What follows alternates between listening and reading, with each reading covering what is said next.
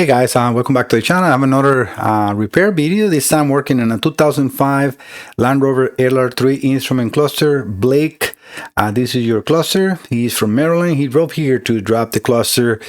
He needed right away, so I'm trying to just speed up as much as possible. I got a lot of work, so I am always trying to help as much as I can the local customers. All right, so let me move you over to the next screen. All right, you can see there pretty well. Let me get the Phoenix in the screen as well. Yeah, I think you guys can see pretty good. All right, let me power it up. This is the common sometimes no star. He said that he sometimes is driving a car and actually a cluster died on him and went off. Luckily, it came back on and he was able to drive back to home. The cluster has 192,522 miles on it. So I'm going to do the normal tests. And the reason I also do this is to stress, because I have seen it when it is working and all of a sudden it just dies and come back and dies and come back. Sometimes that's not the case. And then when I open it up, I see just, all the resistors falling out and the cracked solder joints on the microprocessor, which is the main problem on these ones. And so the solders on the connectors. And I repair all that. I replace main capacitors, diodes, resolder all those components that are loose, replace the ones that are damaged, and resolder the main microprocessor and memories. All right, let me connect to the scanner. Give me 1 second. All right, since we don't have anything else, I need to go over to Land Rover. Let's open the software. Yes, you guys are seeing everything well. I can probably make that a little bigger so you guys can see that better home. Let me get that selected. Let's see, where is that? Right here. Yeah, that's better, right? Okay. All right, so we're going to do a manual selection. And here I usually select the Discovery 3, and then either one will work in here. And again, this is just because of just having the instrument cluster. Obviously, in the car, when you will do an automatic search, and that will work perfectly normally. And let's make sure that we got communication as well.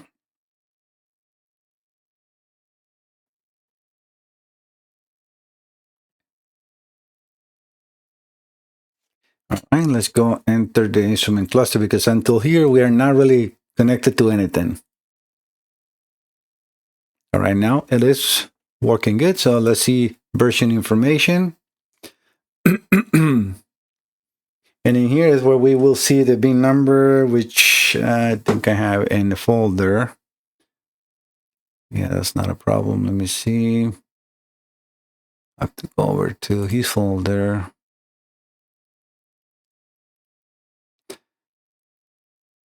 (2005). It says the last digit on the bin is A as an apple, 348735, and I'm reading it, so I have not checked. So 348735. Yeah, 348735. So perfect. So that is the correct bin number. So everything is looking good. And in here, all I go is to actuation tests to move the needles. So this is usually at the bottom. We're going to start with the tack, which is the first one I have in here, right? And I'm going to go over to 51%. Again, this is weird. It has a 51%. Sorry, guys. All right, we are. Okay, so I need to click a start. And I think I went over 51%, even though it's showing 51. I don't think that's 51. So let me exit and come back, because I was definitely not a 51%.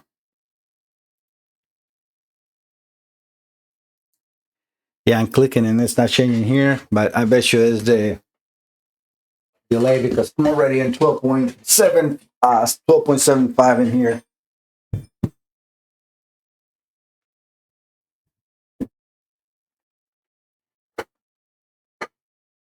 Sometimes TeamViewer does this. I don't know why. So I'm going to go over to make sure that I'm in 50% of 51. You can see when I'm doing it here, it kind of like updates a little better. It's still not correct because I'm in 51%. And you're going to see now the needle, yeah, it's in 51%. So that is correct. All right, let's select now the fuel gauge. And this one I can go into 50%.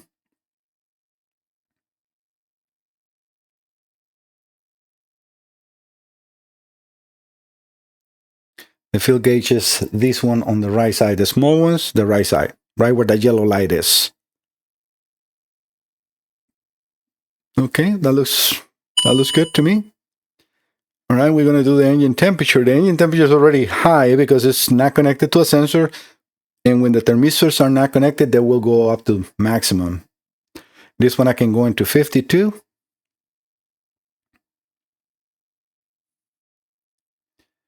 Yeah, it hasn't even updated on the screen. And we're going to start. Okay, that looks, yeah, a little hard for me to see. I'm going to put it like this so I can see at least the 50% is better. And then we're going to do the speedometer last.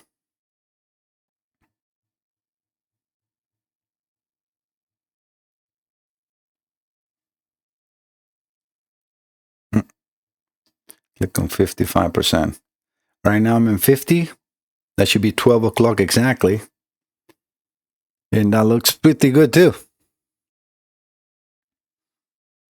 So the needles, and this is exactly, part of my testing here, is to make sure that those needles are acting up normally. I want to see a nice sweep, nothing bumpy or reaching out, because if those are damaged, they're not included on the price that I give the customers, because those are what I consider, without the stepper motors, is considered normal repair. Why? Because that's not a normal condition in these clusters.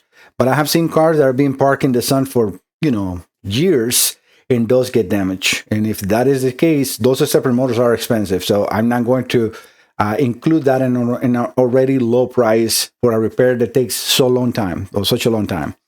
But yeah, everything in here is so far working good. So I'm going to definitely open up the cluster to see what we see inside. So I'll be right back, guys. All right, guys, I got the cluster completely apart, and oh yeah, this is no doubt about it. The same, what I call the gremlins, because it's acting up sometimes. Door lock sometimes doesn't start. Sometimes it's an anti-theft. Sometimes no lights on the dash. It flickers, intermittent. So it's not the same always, but it's always something of those or all of them, right? So let me move you over to the next capture.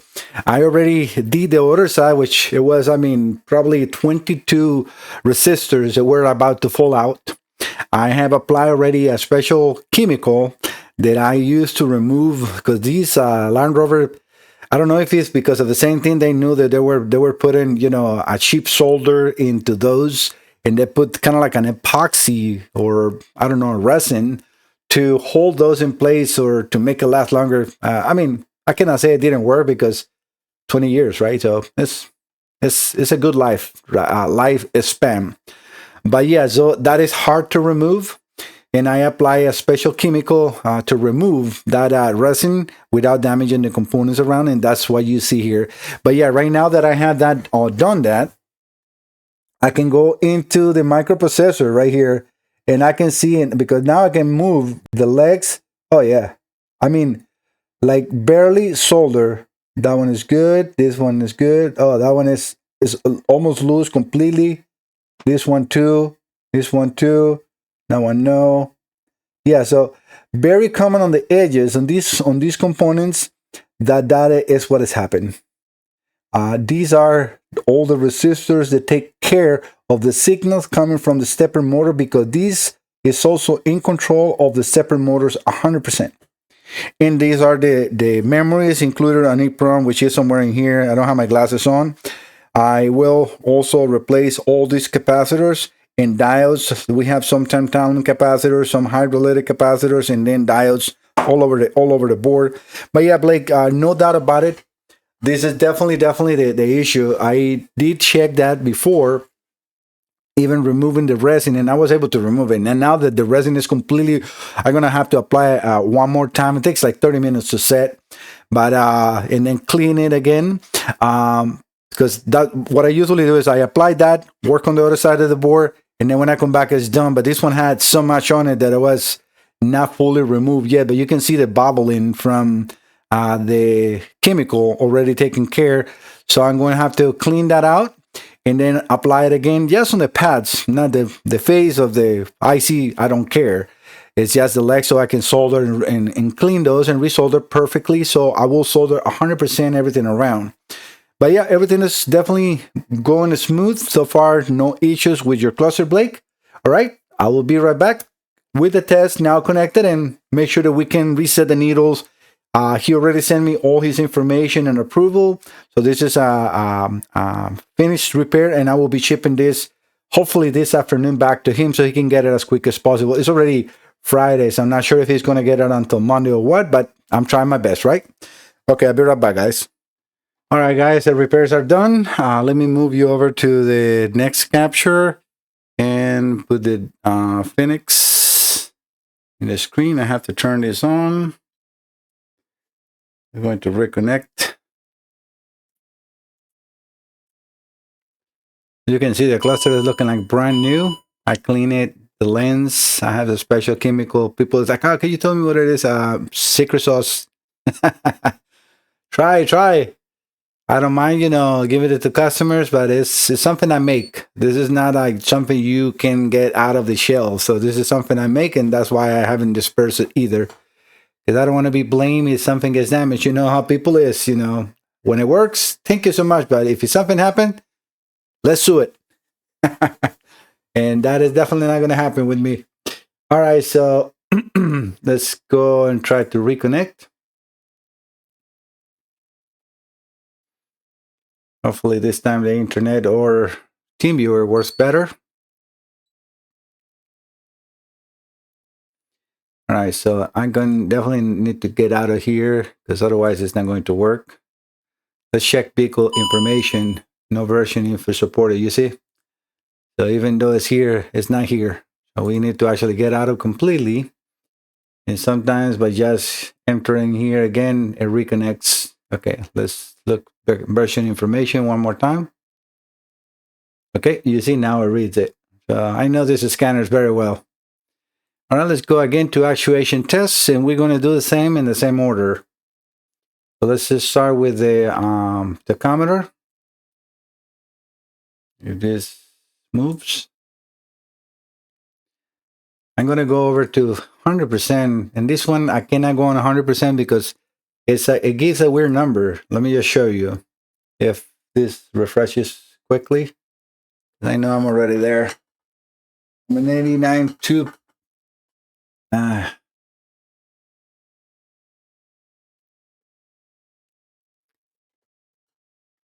It says 102%.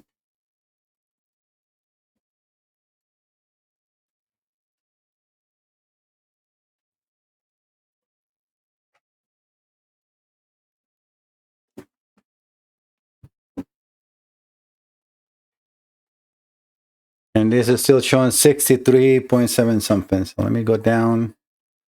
You see, now it's an 89. So how it went down and went up? All right, see, it's 102%. So that will not go. The cluster will not go there because that is an error. That's not a correct reading. So the maximum I can go on this one is 89 point something. But let's just start doing that. Yeah, nice and smooth. Now let's exit because I cannot go below. And you can see the sweep going back completely nice and smooth. Now we're going to accuracy. Now 50%. That's my mark. And this one I already have a 51%. And I mark inside the bezels without an ink that I can remove and clean with alcohol, no problems, where the needles go to reset and the zeros. So I know where they go and everything is good. So let's do the 51%. But I always like to, come on, I clicked the wrong button. Right now we're in 51, start. That looks pretty darn good for me. All right, so tach is good. Let's go over to fuel. I'm going to go over to 100%. And this one we can, because 100% is a correct number. There is nothing more than 100% on needed gauge. I'm not sure why it isn't tapped on that error, and it has never been fixed. All right, so let's just start 100%. Perfect. And then release to see the needle sweep.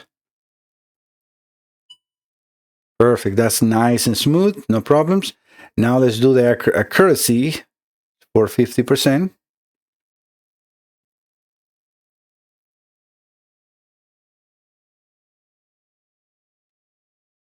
That looks beautiful. Perfect in 50%. All right, so fuel is good. Temp, we're going to do 0. Or not 0 because, well, I can let me try 0% if he does it. Yes, it does. So 0%. And now release. And that is the entire sweep. Nice and smooth, releasing good. Now let's do the 50% for pointer accuracy.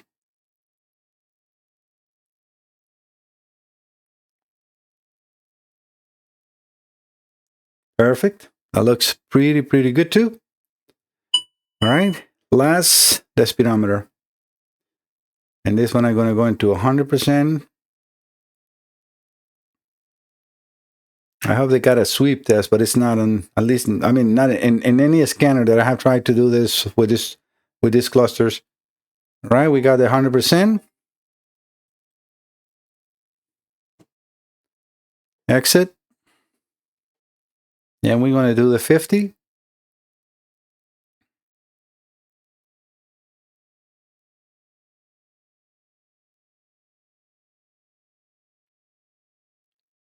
That looks right at 12 o'clock. Exactly. All right, guys, everything is done. This cluster is looking like brand new, and inside is all capacitors and everything replaced. This cluster probably will overlast the life of the car. And it's looking really good. It looks like it's a car that is well maintained because I don't see, dirt or grime. And believe me, in this type of work, you see everything. But no, this one is in good shape. So yeah, just the common gremlins that are because of the design.